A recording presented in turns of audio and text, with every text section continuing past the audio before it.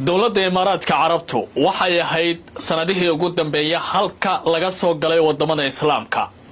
burburka wadamo badan ayaa loo adeegsaday oo ay ka mid tahay Liibiya, Yemen, Suudaan iyo dalal kale oo ku yaala caalamka Islaamka waxana ay si weyn u sameynayeen dhaqdhaqaaqyo aan la jeclaysan.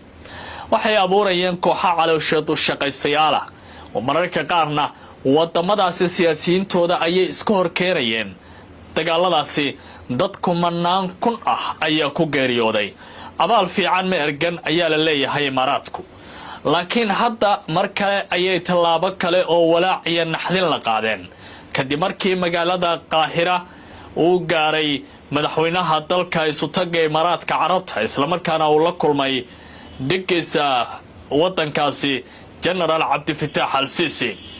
waxa uu ku yiri Sisi fariin ayaan kaaga sida Washington. fariintana waxay tahay kow in aad marka hore aqbasho ilaa iyo 700,000 oo Falastiiniyiin oo qasal laga soo saarayo inaad Siinaa dejiso, isla markaana dadkaasi guryahooda dib loo nashqadeeyo loona casriyeeyo qasana laga dhiga meel aan dagaal saaxiib u ahayn.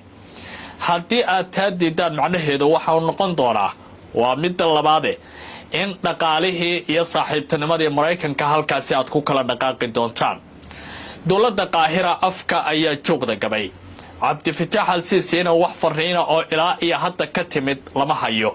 sidaasi waxaa goordhow baahiyay waa xogta Masar ay la geeyay oo Imaaraadku ay geeyeen dhinacaasi iyo waliba dowladda Imaaraadka oo fariintan goordhow ay sii daysay. socdaalkii uu maalmihii la soo dhaafay ku tagay halkaasi Mohammed bin Said ayaa wuxuu ahaa mid si aad loo qariyay warbaahintana aysan macno weyn siin. laakiin hadda Abu Dhabi waxay leedahay erga aynu ku ahayn Mareykanka. markii aad fiiriso tallaabada ay Imaaraadku qaadeen waxa ay saameyn weyn oo mustaqbal ah ku yeelan kartaa dalka Masar. lamana oga sida ay arrintan uga jawaabi karto dowladda ilbaxnimada iyo xadaarada saaxiibka u ahayd ee Masar. hase ahaatee Imaaraadka mar kale ayaa waxa muuqanaya furin kale oo hor leh in ay ka furayaan qaaradda Afrika iyo mid ka mid ah dunida Islaamka dal ku yaala. hase yeeshee haddii xaalkooda uu sidan sii ahaado waxaa la isweydiin doonaa halka Imaaraadka uu raas qabo ku degi doono. waa sida dadka qaar ay wax ku falanqaynayaan.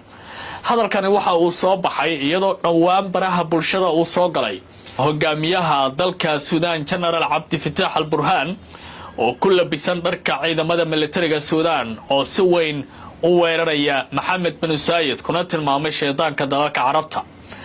hase yeeshee xaaladda hadda Masar haysata ayaan la ogeyn sida ay uga jawaabi karayso dowladda Qaahira.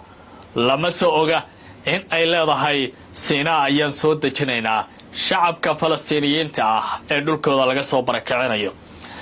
magaalada Qasra maanta weerar kale oo xoog leh ayaa ka dhacay. Israa'iil jiha kasta ayay ka weeraraysaa magaaladaasi, laakiin waxa muuqanaya wali in ay wax horumar ah ay ka sameyn lahayd dagaalada magaaladaasi ka soconaya iyo weerarada dhinac kasta ay ka qaadayaan Israa'iiliyiinta ciidamadeeda.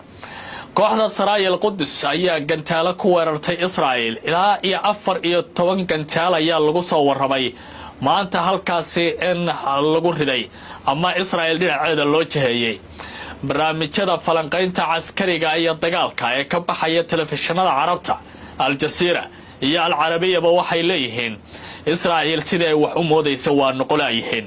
Falastiiniyiintuna waxayba u muuqanayaan ciidda inay u heelanayso marka la fiiriyo sida weerarada ay u qaadayaan isla markaana ay uga hortagayaan weerarada abaabulan ee Israa'iiliyiinta. magaalada Qasra wali gargaarkii waa loo diidan yahay. xaaladuna aad ayay uga sii daraysaa. saacad walbana ilaa 4 ama 5 qof oo Falastiini ah ayaa ku dhimanaya dagaalkaasi. wixii ku soo kordha waan eegi doonaa dagaalka ee markaan idin keeno dhinacaasi iyo Turkiga. madaxweynaha dalka Turkiga Recep Tayyip Erdogan ayaa 10 lama ilaa waana waxa uu dhigay wadamada reer Yurub. waxa uu ku yiri wax dhaaxa ah waad dhageysateen dhambaalo iyo dhawaq dhinaceena ka yimid oo aan rabnay inaan dhankiina ku biirno, laakiin hadda waxaan idin leenahay Turkiga waa cidda kaliya ee Yurub badbaadinaysa.